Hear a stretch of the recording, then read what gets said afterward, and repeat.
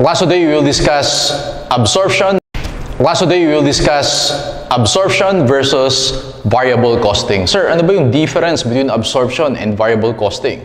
Let's differentiate the two by preparing an income statement. Okay? Doon muna tayo sa absorption costing. Let's call it AC. The income statement start with sales minus cost of goods sold. You have the gross profit minus operating expenses. You have your profit. For absorption costing, ang tatandaan mo lang class, iyan yung normal accounting. Ibig sabihin, iyan yung income statement na alam natin in financial accounting. Okay? Now, your cost of goods sold, basically, iyan yung product cost. While yung operating expenses, alam natin class, ito yung period cost. And we learned last time na yung product cost is composed of direct materials, direct labor, and overhead, both variable and fixed. Okay? While yung period cost naman is composed of your selling and administrative expenses, both variable and fixed. So take note, yung absorption costing, walang bago dyan. Kasi again, yan yung alam natin in financial accounting. Okay? Ang difference for today is, yung bago sa atin, the variable costing. Let's call it VC. Magawa din tayo ng income statement. Start with sales minus cost of goods sold. You have the gross profit minus operating expenses, you get your profit. Okay, now, kaya siya tinawag na variable costing is because yung product cost niya is composed only of variable costs. Ano yung mga variable costs? Direct materials, direct labor, and variable overhead. Okay, kaya variable costing, lahat yan variable lang. Yung fixed overhead, wala dyan yan. Okay? Now, doon naman tayo sa OPEX or sa period cost. Nandyan yung selling and administrative expenses, both variable and fixed. Nandyan din yung fixed overhead. Okay? So, yun yung difference nila, yung fixed overhead. Isa-isa natin class. Sa direct materials, walang difference yan, same. Direct labor, same. Variable overhead, same. Again, ang difference nila is sa fixed overhead. Because under absorption costing, yung fixed overhead, product cost yun.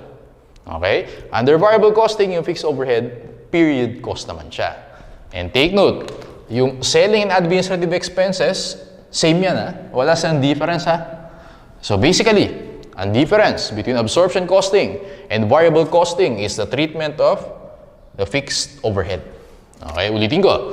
Kasi yung absorption costing, yung fixed overhead is treated as product cost. And alam natin, from our previous discussion, pag sabi mong product cost, upon production, inventory muna yan. Nasa balance sheet. Okay? Pag binenta mo siya, pupunta ng cost of goods sold yan in the income statement. Yan yung normal accounting. Yan yung alam natin sa accounting. So, variable costing naman, yung fixed overhead mo, nandun sa OPEX or nasa period cost. Okay? Diretso siya sa OPEX, sa income statement.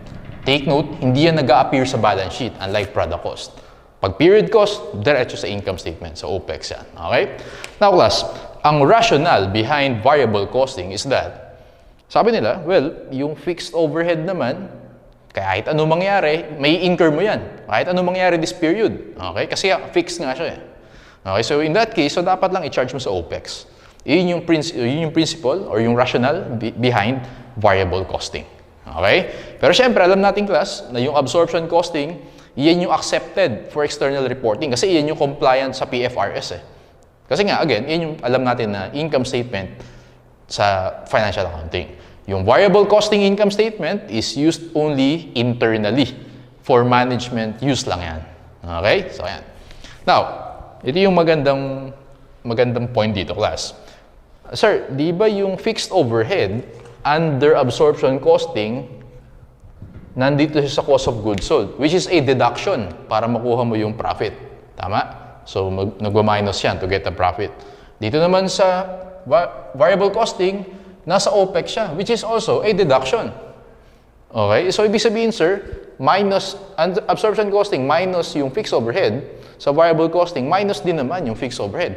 Di ba, sir, same lang yung effect niya sa net income? Kasi pareho minus.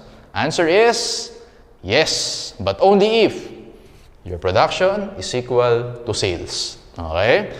So, Gawa tayo ng 3 scenarios. Tatlo yan. Sabihin natin class na ang produce natin for the period is 10,000 units. Or let's say 1 peso per unit, so 10,000 pesos din yan. Now, doon muna tayo sa first scenario. Na-produce natin is 10,000. So let's say ang nabenta mo is also 10,000. So equal sila. Okay? So, ang mangyayari dyan class, under absorption costing, yung 10,000 pesos, mapupunta yan sa cost of goods sold. Alright? And yung cost of goods sold, alam natin, may effect sa profit yan. So, magma-minus 10,000 tayo sa profit. Okay? Sa variable costing naman, yung 10,000 pesos, mapupunta sa operating expenses, which is also minus naman yan, decrease sa profit yan, ha? 10,000. So, in both cases, merong decrease sa profit natin na 10,000. Therefore, when production is equal to sales, equal lang yung net income under absorption and variable costing. Does that make sense? Okay, now, dito may konting complication. Alright? So again, assuming 10,000 yung produce natin, or 10,000 pesos, 10,000 units, let's say, production is greater than sales. So for example, guys, ang nabenta lang natin is 8,000. Ayan. Under absorption costing, ang mangyayari dyan ganito. Yung 2,000 na hindi natin nabenta, okay, 2,000 pesos, mapupunta siya sa ending inventory. Tama lang? Yung 8,000 naman na nabenta natin, mapupunta siya sa cost of goods sold. Therefore, ang decrease mo lang sa net income is 8,000. Tama? Kasi balance sheet yung 2,000 eh. Ang decrease mo sa net income is 8,000. Sa variable costing naman, yung buong 10,000 na yan, charge mo pa rin siya sa OPEX. Okay? Kasi nga, OPEX yan. Always 100% mo sinacharge yan sa OPEX, yung fixed overhead. Therefore, ang effect mo sa net income, minus 10,000. So dito, 8,000 lang, yung minus sa net income. Yung decrease naman sa variable costing is 10,000. Therefore, ang conclusion natin, when production is equal to sales, mas mataas yung absorption costing net income than variable costing. Kasi 8,000 lang, ito 10,000. Yung decrease sa net income. Okay, ulitin ko. When production is equal to sales, when production is greater than sales, mas mataas yung absorption costing net income. Last one. What if naman, sir, yung production is less than sales? Let's say, ang nabenta natin this period is 14,000. Pwede ba yun? Na-produce mo 10,000 lang, nabenta mo 14,000. Pwede yun? Yes. Kapag merong beginning inventory. So, in this case, merong kang beginning inventory na 4,000. Alright? So, under absorption costing, since nabenta mo 14,000, so, cost of goods sold lahat yan. Tama? So, may decrease tayo sa net income na 14,000. Sa variable costing naman, yung 4,000 na beginning inventory. Tama ba? Last year mo na-produce yun. Tama? Therefore, na-charge mo na yan sa OPEX last year. So, lagay ko dito last year. Ayan. Ang i-charge mo lang sa OPEX this year is 10,000. Okay? So, ito yung OPEX mo this year. Therefore, ang effect lang dito is decrease ng 10,000 sa net income. So, dito, minus 14,000 sa net income. Dito, minus 10,000 sa net income. Therefore, when production is less than sales, mas mataas yung net income natin under variable costing compared to absorption costing. Does that make sense? Okay, now, alam na natin yung mga reason behind, tama? Naglagay tayo ng example. Pero syempre, dapat sa board exam, mabilis ka mag-isip. Okay, ako, at tiyatandaan ko lang dyan, isa lang. When production is greater than sales, mas mataas si absorption costing. Yan lang nga yung binax ko, yan ang tatandaan mo. Kasi alam mo na yung reason, eh. Okay? So, kaya ito lang itatandaan ko, kasi alam ko, pag naman the other way around, production is less than sales, mas mataas si variable costing. So, ulitin ko, all throughout the discussion, when production is greater than sales, absorption costing net income is higher than variable costing. Last part, reconciliation. Sir, ano ibig sabihin ng reconciliation? I-reconcile natin yung net income between the two. Okay? Now, ganito yung formula niyan. Sulat mo muna yung formula, later i-apply natin sa handouts natin. Start ka muna with variable costing net income plus change in inventory. No? Di ba pag change, yung triangle change yan. Tama? Change in inventory times fixed overhead per unit, you get your absorption costing net income. So, ulitin ko, ang formula sa reconciliation is variable costing net income plus change in inventory times fixed overhead per unit, you get your absorption costing net income. Sulat mo muna, apply natin to later. Okay. So ayan, actually yan lang ang kailangan matandaan under absorption versus variable costing. Apply natin yan para mas ma-appreciate nyo class. Let's go to our handouts. Get your handouts. Punta tayo dun sa problem solving muna ha. Mamaya natin gawin yung answerin yung theory questions. Let's go to problem 1. Okay, so sa problem 1, merong 4 questions. Basahin natin, mabilis lang. What is the unit product cost under variable costing? Question 2. What is the unit product cost under absorption? Question 3. What is the net operating income under variable? Question 4. What is the net operating income under absorption? Okay.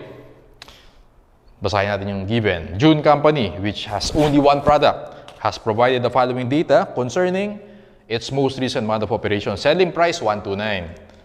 Beginning inventory, 500. Units produced, 36. Units sold, 38. Okay? Ending inventory, 300. Variable cost per unit. Materials, meron tayong labor, meron tayong variable overhead, variable selling and administrative, and may fixed cost tayo. Overhead is 97.2. Fixed selling and administrative, 64.6. The company produces the same number of units every month. Although the sales in units vary from month to month, the company's variable cost per unit and total fixed costs have been constant from month to month. Number 1, what is the unit product cost under variable costing? Pag under variable costing, from the name itself, variable, yung product cost mo dyan is composed of only the variable cost. Materials, labor, and overhead. So DM in the problem, tingin ka dun sa middle portion of the problem. Nakita mo yung 13? Okay, 13. DL is 59. And then yung variable OH, okay, VOH is 4. Okay, so 13 plus 59 plus 4, you get 76 per unit. Answer natin class for question number 1 is letter A. Ganun lang kasimple, 76 per unit. Question number 2. Okay, so question number 2. Okay, ikaw Q1, yung Q1, Q2. Unit product cost under absorption, ano difference nila? Sa absorption, iyan yung alam natin sa financial accounting. Therefore, yung fixed overhead, kasama yan sa product cost natin. So, meron kang, kopyahin na natin to. So, DM, absorption costing tayo. Absorption costing. So, have DM, 13, DL, okay, 59. Variable overhead, kopyahin ko lang, 4. And isama mo yung fixed overhead. So, yung sa baba, fixed cost nakalagay, fixed manufacturing overhead is 97,200. Siyempre, kailangan mo kuha yung per unit. Ano gagawin mo dyan? 97,200, i-divide natin by units produced, which is 3,600. Okay, 97,200, divide by 36, you get 27. 27. So, add natin yung 4 amounts na yan. 13 plus 59 plus 4 plus 27, you get 103. Answer natin class, letter C, 103. Okay, ingat ka dito ha. Nung kinuha natin yung fixed overhead per unit, dinivide ko siya sa units produced. Yung iba kasi ang ginagawa, i-divide sa units sold. Magkakamali ka dyan, units sold dito, 3.8. Huwag mo di-divide sa 3.8. Pag per unit, yung fixed overhead per unit, syempre dapat divide mo yun sa units produced. Okay? Now, as you notice class, ayan, ang difference nila, again, yung fixed overhead. Okay? Actually, ang conclusion mo din dyan, laging mas mataas yung product cost under absorption costing compared to variable. Always true yan. Okay? Always true. Tama? Kasi may fixed overhead ka dyan. Sa variable, wala. Okay, next. Question number 3, income under variable costing. And then, question number 4, income under absorption. Absorption muna gawin natin. Kasi yan yung alam natin sa accounting para mas madali. Okay. So, start tayo with sales. Ilan yung nabenta natin class? Nakita mo ba yung 3,800? Okay, 3,800 times natin sa selling price na 129, you get 490, 200. Okay, so yung sales natin under absorption costing, 490, 200. And then cost of goods sold.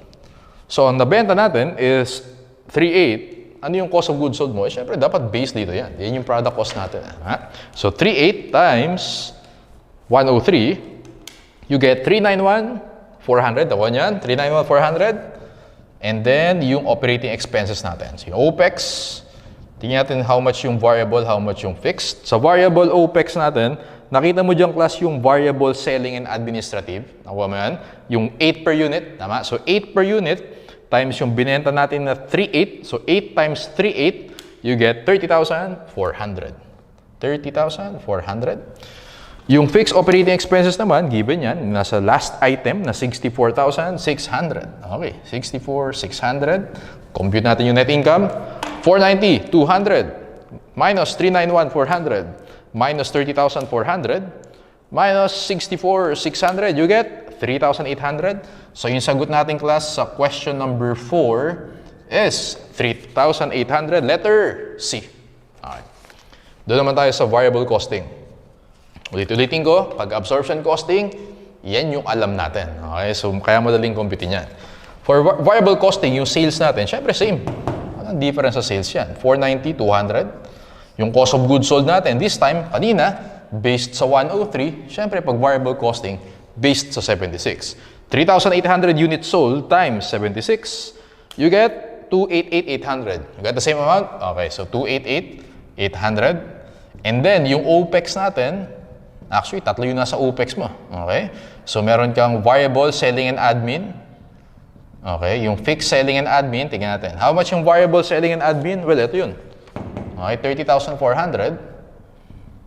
Actually, copy mo lang yan. Yung fixed natin, 64,600. Copy mo lang. Kasi class, ang sabi ko dito, walang difference yung selling and admin.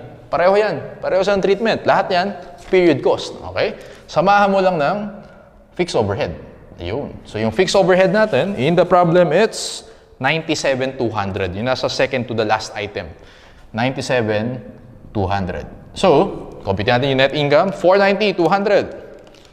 490,200 minus 288,800 minus 30,400 minus 64,600 minus 97,200. You get 9,200. Sagot natin sa question number 3 is 9,200. Letter C. Okay. Yan, simple lang, di ba? Apply natin yung reconciliation. O, balik tayo dito. Paano natin i-reconcile yung dalawang income na yan? Ganito yan. Dito natin gawin, ha? Sabi ko, variable costing net income. Nasaan yung variable costing net income? 92. Tama yan? So, lagay ko dito, variable costing net income na 92 plus change in inventory. Sir, ano ibig sabihin ng change in inventory? Ganito lang yung class. Gawa ka ng T-account. Inventory. Meron ba tayong beginning inventory dito? Nakita mo sa problem? 500? Nakita mo yan? 500. Beginning. May ending inventory tayo? Yes. 300. Okay? Pag sinabing change in inventory, tandaan mo lang dyan, compare mo yung beginning inventory and ending inventory. Yun lang i-compare mo ha, dalawang amounts lang. Beginning and ending. Ano nangyari dyan? 500, naging 300. Tama ba class? 200 dyan. Bumaba ng 200. Okay? So, yung change in inventory, 200 times, ano ba yung fixed overhead per unit? Ito, 27. Okay? Yan yung difference nila. Tama? 27. So, ano yung 200 times 27? So, dito ko pa dapat lagayan. 200 times 27. Parenthesis natin. 200 times 27. So, compute natin na 200 times 27, you get 5,400. Okay. Now, ang question dito, plus ba yan o minus? Okay? Actually, class, minus yan. So, 92 minus 5,400, you get 3,800. Okay? So, alam natin yung absorption costing, 3,800. Ingat ka, no? Yung kaninang formula na sinabi ko na plus, ang assumption dyan, increase in inventory. Okay? So, ito, increase yan, ha? Increase in inventory. Pero sa problem na to class, nag-decrease. From 500, naging 300. Naging minus 200 ka. Kaya pag decrease, minus naman. Okay? So pag increase in inventory, plus. Pag decrease, minus ka. Actually, class, consistent dito yan. Tingnan mo ha. Pag meron kang increase, okay? Pag meron kang increase in inventory, ang ibig sabihin din ng class, mas malaki yung na-produce mo kaysa sa nabenta mo. Okay? Therefore, mas mataas yung absorption costing natin. Consistent din dito yan. So, ulitin ko lang, yung reconciliation natin, plus yan kapag increase. Minus yan kapag decrease. Okay? Sige. So, apply ulit natin yan sa next problem para ma-master natin yung concept. Mas mabilis na lang ha sa next problem. Okay. Christopher Corporation produces a single product that sells for 7 per unit. Yung 7 yung selling price. Standard capacity is 100,000 per year. 100,000 units were produced and 80,000 units were sold. 100 na produce. Nabenta mo. 80. Okay? So automatic production is greater than sales. Ano mas mataas na net income? Absorption costing. Okay? Manufacturing cost and selling and administrative are presented below. There were no variances. Any under overhead applied, etc. Binigyan tayo ng fixed cost, binigyan tayo ng variable cost. The company had no inventory at the beginning of the year. Okay. So dun tayo sa problem 2. Question number 1. In presenting inventory in the balance sheet, the unit cost under absorption costing, parang yung kanina dito, is, so isa-isayin natin, direct materials, nakalagay diyang class, nakita mo yung direct materials na 1.5, direct labor na 1, variable overhead na 0.5, and fixed overhead. Okay? Ano yung fixed overhead natin? Compute natin class. Yung total is 150,000. Siyempre, divide mo yan sa units produced. Huwag sa sold ha, units produced. Na 100,000. 150,000 divided by 100,000, you get 1.5. So 1.5 plus 1 plus 0.5 plus 1.5, you get 4.5. Answer natin 4. Question number 1 is dog 4.5. Okay? Next. Sabi sa question number 2, okay, net income under variable costing. O, sige. So syempre start ka with sales. Yung sales natin, under variable costing, well, actually under both methods, same yung sales mo. Nabenta natin is 80,000 units times, nandun sa first sentence, yung selling price is 7. 80,000 times 7, you get 560,000. Okay? Next, cost of goods sold. Yung cost of goods sold mo, class, well, kung ito yung absorption costing, okay, na product cost, alam natin sa variable cost, itong tatlo lang. Alright? Take note of variable costing net income yung tanong sa question number 2. So add natin yan. 1.5 plus 1 plus 0.5, yung product cost mo under variable costing is 3. Okay? Now, yung cost of goods sold mo, ang nabenta natin is 80,000. So 80,000 times 3, you get 240,000. Ayan. And then, yung last one natin, syempre yung operating expenses. Doon muna tayo sa variable operating. Variable selling and admin, how much yun?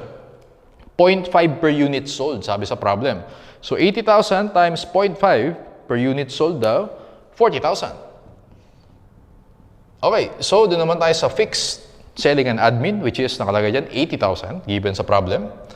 And don't forget yung fixed overhead natin na 150,000. 150,000. Therefore, net income natin under variable costing, 560. Minus 240, minus 40, minus 80, minus 150, you get 50,000, letter A. Okay, 50,000, letter A for question number 2. Alright? Next, question number 3. Net income under absorption costing. Okay, shortcutin natin, no? Net income under absorption costing. Ito na yung variable cost eh. Nakuha natin. Variable costing net income is 50. Now, dun naman sa absorption costing, ang gagawin ko na lang dyan, class, gagamitin ko yan. Okay, so question number 3. Net income under absorption costing. So, start ako with variable costing net income, which is 50,000. Variable costing net income, 50. And then, yung reconciliation natin, ano yung increase in inventory. Okay, so, i-account ako dyan. Yung inventory natin. Sabi dyan pa sa problem, kung babalikan mo, nakalagay, the company had no inventory at the beginning of the year. So, 0 yan. Tama? Ngayon, how much yung na-produce mo? 100,000 units. And then, 80,000 units yung nabenta. Therefore, ending mo is 20,000. Tama lang? Nag-P-account lang tayo.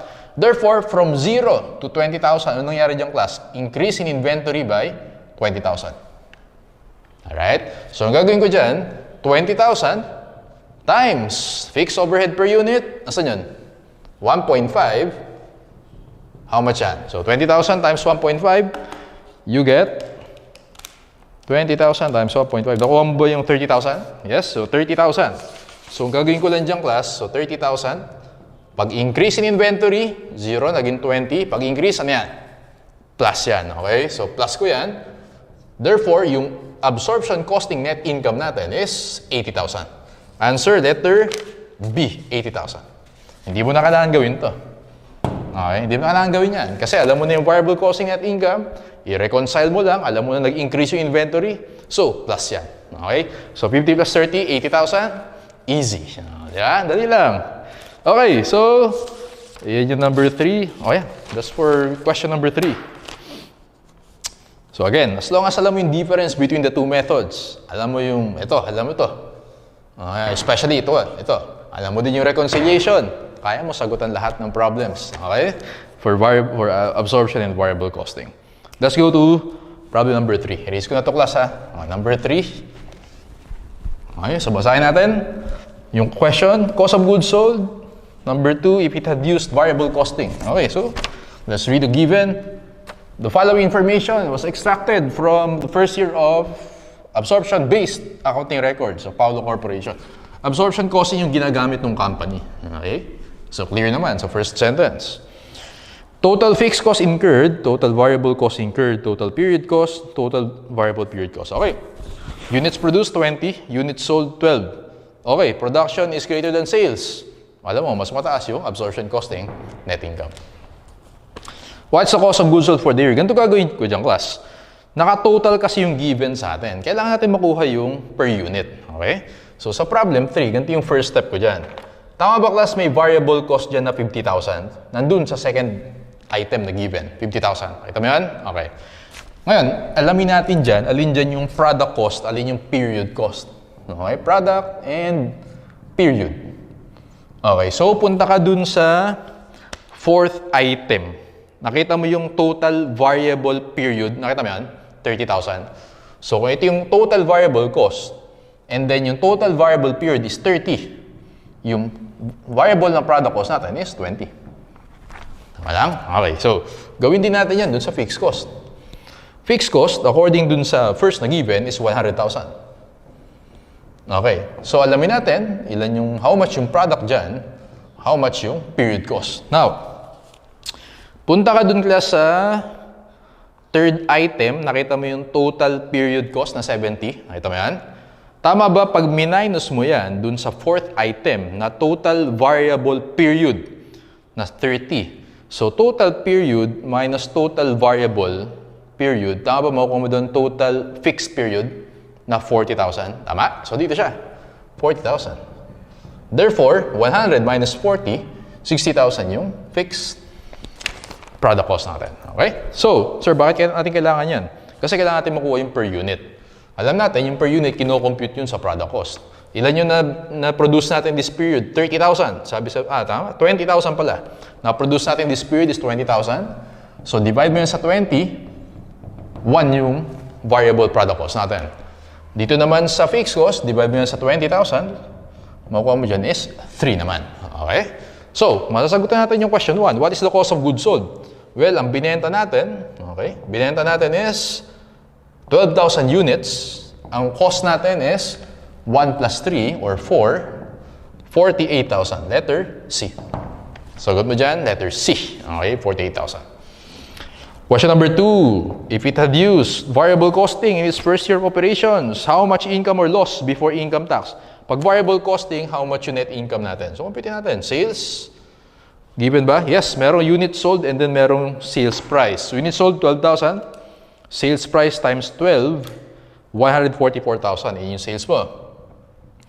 Okay, now, yung cost of goods sold naman natin, class, ang basis mo lang dapat dyan is this one. Tama? Kasi fixed cost to, under variable costing, charge to OPEX yan. So, ang nabenta natin is 12,000 units times 1, yung cost of goods sold mo, is 12,000. Doon naman tayo sa operating expenses. Doon naman tayo sa variable. Variable operating expenses natin, which is this one, variable period na 30. So, minus 30 tayo. And then, yung fixed natin na operating expenses, which is 40,000. And syempre, wag mong kalimutan dyan yung fixed overhead. Charge din natin yan sa OPEX, which is 60,000. Yun. So, net income natin under variable costing, 144,000 minus 12,000. 144 minus 12 minus 30 minus 40 minus 60, you get 2,000. Letter dog, 2,000. Okay, number 3. Okay, based on variable costing, if it had sold 12,001 units instead of 12,000, its income before tax would have been higher. Okay, so ganito gawin natin yung class sa question number 3. Pag doon nabenta ka ng additional unit under variable costing, how much daw yung effect dun sa net income mo. Okay? Di ba class, naalala mo sa cost concept or sa CVP analysis, whenever nagbebenta ka, ang increase sa income mo is equal to the contribution margin. Tama? Therefore, ang sagot dyan, yung contribution margin per unit. Paano natin kukumputin yun? How much yung selling price? Selling price natin in the problem is 12. Okay? Ma-minus mo lang sa variable cost yan. Ano yung mga variable cost natin? Okay, so yung variable cost mo is 50,000. Okay, divide mo yan sa pre-reduce mo na 20,000. 50,000 divide by 20,000, you get 2.5. Yan yung variable cost per unit mo. Okay? So 2.5. Alam natin class, sa CVP analysis, selling price minus variable cost, contribution margin mo dito is 9.5. That's why answer mo dyan, letter A, 9.5 higher. Okay? O yun lang pala, yung problem number 3. Let's go to problem number 4. Last problem. Di ba? Ganun na kadali. So, erase ko muna to. Sige nga class, dapat mabilis na tayo mag-compute sa next problem ha.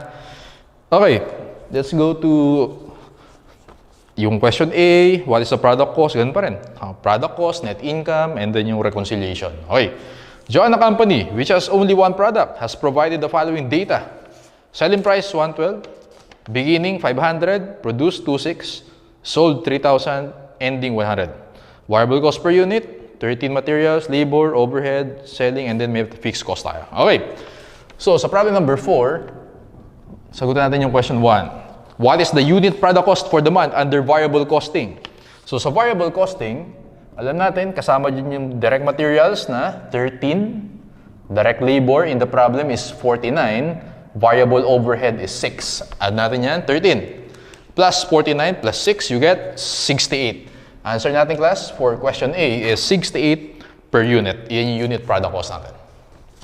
Let's go to question 2. What is the unit product cost under absorption costing? Siyempre, kopyahin na natin yan. Materials, 13. Labor, 49. Variable overhead, 6. How much yung fixed overhead per unit natin? Okay, so meron tayong fixed manufacturing overhead na 80,600. Gagawin natin per unit. Ilan yung na-produce natin during the period? Nakita mo sa taas? 2,600. Okay, 2,600. 80,600. Divided by 26, you get 31. Ayan. Add natin yung apat na yan. 13 plus 49 plus 6 plus 31, you get 99. Answer natin class for question number 2 is 99 per unit. Question number 3. Net income under variable costing. Okay. Variable costing tayo ha. Variable costing. Meron tayong sales. Nakalagay dyan class units sold 3,000. Tama? 3,000 units sold, ang selling price is 112 times 112, you get 336,000. 336,000. Okay, next natin is cost of goods sold. Ano yung basis mo dyan? Siyempre yung 68. Tama? Nabenta mo is 3,000 pala. Nabenta mo is 3,000 times 68. Yung cost of goods sold mo is 204,000. Tama ba? 204? Yes, tama. 204,000. And compute natin yung OPEX. Doon muna tayo sa variable selling and admin, which is, nakalagay yung class, variable selling and admin is 10 per unit. Ang nabenta mo is 3,000. So, 3,000 times 10, 30,000. Okay, 30,000 yan. Doon naman tayo sa fixed selling and admin, which is 15,000. And doon tayo sa fixed overhead. Kasi variable costing yan. So, yung fixed overhead mo na 80,600, i-charge mo yan sa OPEX. Okay, let's compute the net income. 336,000 minus 204,000 minus 30,000 minus 15 minus 80,600, you get 6,400. Your net income under variable costing, answer mo dyan, 6,400. Next. Doon tayo sa question number 4. Dito na lang ha. Question number 4. Net income naman under absorption costing. So, pwede nating, may reconciliation kasi, yung letter E, yung question E. Dito, yung long way, pakita natin. Okay? Long way. So, start tayo with sales, 336. Doon naman tayo sa cost of goods sold. Gagamitin natin per unit is 99. Nabenta mo 3,000 times 99. You get 297,000. Okay? 297,000. Yung OPEX natin, again, same lang sila. So, yung variable OPEX mo dyan, is 30,000 Yung fixed OPEX naman natin is 15,000. Same lang sila. Okay, let's compute. 336,000 minus 297 minus 30 minus 15. Actually, loss tayo. Okay, so loss tayo for absorption costing. Ang sagot mo dyan, 6,000. Okay, net loss, 6,000. Okay, let's go to question E or question 5. Tingnan natin yung reconciliation. Madali lang yan. Ano yung reconciliation? Ito lang. Variable costing net income. Na-compute natin, 6,400. And then, how much yung increase in inventory? O, compute natin, class. Increase in inventory, nakalagay dyan, beginning 500. Nakita mo yan? 500. Yung ending 100. Alright? Now, sabi ko kanina, i-compare mo lang lagi, beginning and ending. So, bumaba ka ng 400. Pag bumaba, minus yan. Okay? So, minus tayo ng 400 times ano yung fixed overhead per unit natin. Fixed overhead per unit is 31. 31. Ano yung 400 times 31? 400 times 31. Did you get 12,400? Okay. So, 12,4. Therefore, 6,4 minus 12,4, it gives you negative 6,000, which is consistent sa sagot natin. Okay. Absorption costing net income, negative 6,000. So, ulitin ko sa reconciliation. Ang titignan mo lang, simula ka sa variable costing, okay? Dito yung absorption. Titignan mo sa change in inventory, magti-T account ka dyan, ha? Beginning versus ending. Pag tumaas, consistent dito yun. Production is greater than sales. Pag tumaas, kailangan mas mataas yung absorption costing mo. So, kailangan mo plus. Pag bumaba naman, in this case, bumaba, magma-minus ka naman. Kaya yun yung ginawa natin dito. Alright? So, ayan. So, yan lang sa problem solving. Easy.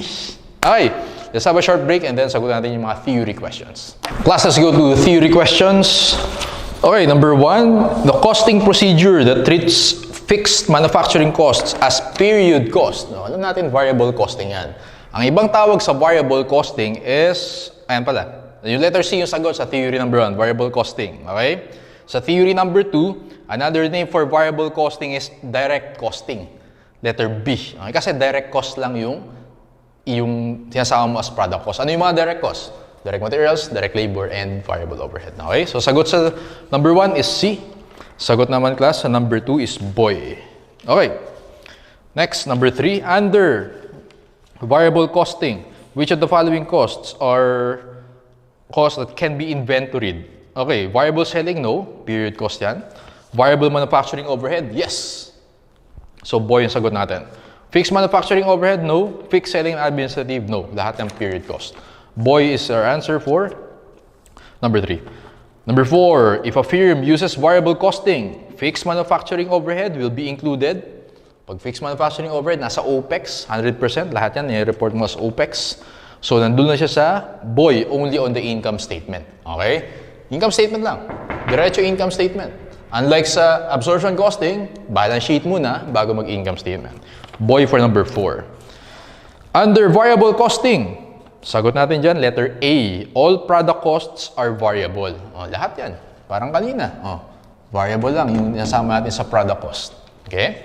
So, letter A for number 5. Number 6, a basic tenet of variable costing is that period cost should be currently expensed. What is the rationale behind this procedure? Punta ka dun sa letter D or dog. Because period costs will occur whether or not production occurs, it is improper to allocate this cost to production and defer current cost of doing business. Dog yung sagot natin. Yung parang sinabi ko kanina, ang rationale behind variable costing, yung fixed cost naman, may incur mo yan kahit anong mangyari. Tama? So, yung OPEX mo na lang yan. Parang ganun. So, dog yung sagot natin for number 6. Let's go to number 7. Okay, in an income statement prepared as an internal report using variable costing, okay, fixed manufacturing overhead would, so take note class, yung variable costing again, for internal use lang yan. Okay? Kay management lang yan. Hindi yan pwede sa mga external users. So, ang gagawin natin sa fixed manufacturing overhead, boy, be used in the computation of operating income, but not in the computation of contribution margin. Kasi nga, OPEX mo yan nire-report. Okay? Boy for number 7. Number 8, the FASB requires which of the following to be used in preparation of external financial statements? Alam mo yan. Absorption costing. Letter dog. Ang ibang tawag sa absorption costing sa number 9 is letter A, full or conventional costing. Kaya siya tinawag na full kasi hindi lang variable cost. Kasama yung fixed overhead. Okay? Sinasama mo yan. Kaya full costing. Kaya sinabing conventional kasi iyan yung alam natin sa conventional accounting. Okay? So letter A. Number 10, if a firm uses absorption costing, fixed manufacturing overhead will be included. Letter C. Sa balance sheet muna, and then magiging income statement. Letter C for number 10. Let's go to number 11. If a firm produces more units than it sells, uy, production is greater than sales. Okay. Laging mas mataas si absorption costing. Okay. We'll solve to letter A, higher income and assets. So class, tanda mo, yung absorption costing, sinabi ko na to earlier, laging mas mataas yung product cost mo dyan. Therefore, si absorption costing, kasi nga, syempre, andyan yung fixed overhead eh. Yung asset na nire-report as inventory, okay, in the balance sheet, okay, laging mas mataas si absorption costing. Always true yun. Tama? Kasi nga, may fixed overhead na component yan. So, kaya A yung sagot natin sa 11. 12, an ending inventory valuation and absorption costing would, ayun, sinabi ko na, letter D, always be greater than or equal to the ending inventory under variable costing. Okay? Dog for number 12. 13, profit under absorption costing may differ from profit determined under variable costing. How is the difference calculated? Yun. Letter A yung sagot. Change in the quantity of all units in inventory times the relevant fixed cost per unit. So, A. 14, what factor related to manufacturing costs causes the difference in net earnings computed using absorption and net earnings using variable costing? Boy tayo. Boy, absorption costing allocates fixed overhead between cost of goods sold and inventory. Okay. Variable costing considers all fixed costs to be period cost or OPEX. Letter B for number 14. Number 15, the difference between the reported income under absorption and variable is the treatment of fixed overhead. Yun, letter boy. Letter boy. Number 16, absorption costing differs from variable costing except, okay, tingnan natin. Dun tayo sa boy, treatment of variable production cost. Pareho yan. Kasi yung DMDL variable OH, inventoriable yan or product cost yan under absorption costing. DMDL variable OH are also inventoriable under variable costing. Variable costing. Letter B for 16. Number 17, under absorption costing, if sales remain constant from period 1 to period 2, the company will report a larger income when, punta ka dun sa A, okay? Period 2 production exceeds period 1 production. Ano ini-imply nun? Pag mas mataas yung produce mo ng period 2 than period 1, ibig sabihin, tumaas yung inventory mo. Okay? Kaya mas mataas yung income mo under absorption. Letter A yung sagot natin. Last for theory, when inventories increase from one period to the next, income under direct costing. Ano nga ba yung direct costing? Variable costing. Okay, pag daw tumaas yung inventory, alright? Pag tumaas, ibig sabihin, production is less than sales, okay? Ang sagot mo dyan, boy, income under direct costing will be smaller than absorption costing. Again, ang default natin, basta yung production mas mataas sa sales, or pag nagkaroon ng increase in inventory, mas mataas sa absorption costing. The other way around, pag mas mababa naman, okay? Pag baliktad naman, production is less than sales, mas mataas naman si variable costing. Okay, for 18, boy yung sagot natin. Okay, mabilis lang class. Meron tayong 10 na true or false. Number 1, under variable costing, only variable production costs are treated as period cost, as product cost. True, DMDL and variable OH. Number 2, under variable costing, variable selling and administrative are included in the period cost. Okay, so false yan. Number 3, absorption costing treats all manufacturing costs as product cost. True. Okay, lahat yan. DMDLOH, manufacturing or product cost ang tawag dyan. True yan, so for number 3. Number 4, in the preparation of FS using variable costing, fixed manufacturing overhead is treated as period cost. Yes, tama. True yan for number 4. Yung FS na sinasabi dyan, for internal use lang hindi for external reporting. Number 5, absorption costing treats fixed overhead as period cost. No, product cost. Ito, product cost. Tama. So number 5 is false. Number 6, when the number of units in work in progress or yung inventory and finished goods increase, pag tumaas yung inventory, ano yung mas mataas sa net income? Absorption costing. Tama. Absorption costing net income will typically be greater than variable costing net income. True for number 6. Number 7, net operating income computed using absorption costing will always be greater than variable costing. False. Depende. Pag production is greater than sales, mataas si absorption. When production is less than sales, mas mataas si variable costing. False sa number 7. Okay. Number 8. When reconciling variable costing and absorption costing, fixed manufacturing overhead released from inventory. Ano ibig sabihin ng released from inventory? Ibig sabihin nagbenta. Pag nagbenta ka daw. Pag nagbenta, syempre merong decrease in inventory. Tama lang, nagbenta ka. So ano bawas sa inventory mo? Okay. Fixed overhead under absorption costing should be added to variable costing net income to arrive at the absorption costing net income. Mali yan. So, pag may decrease in inventory, ano gagawin natin? Ima-minus mo yan. Tama? Hindi plus. Ima-minus mo. So, kaya dito class, para maging tama siya, basahin ulit natin yung sentence. When reconciling variable costing and absorption costing net income, fixed manufacturing overhead released from inventory under absorption costing should be subtracted. Okay? To variable costing net income to arrive at the absorption costing. Kasi nga, nabawasan ka ng inventory, bumaba inventory mo. So, false tayo sa number 8. Yung added dapat subtracted. Number 9, when production exceeds sales, absorption costing net income will exceed variable costing net income. True.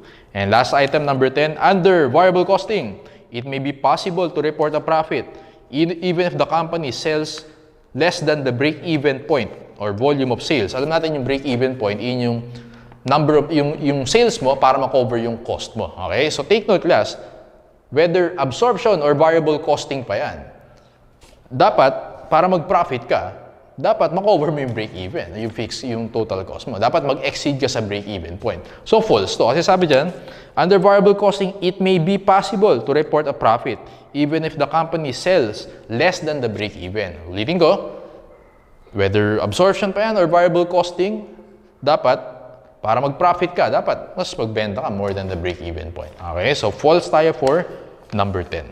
Okay, so yun lang. So, we're done with absorption versus variable costing.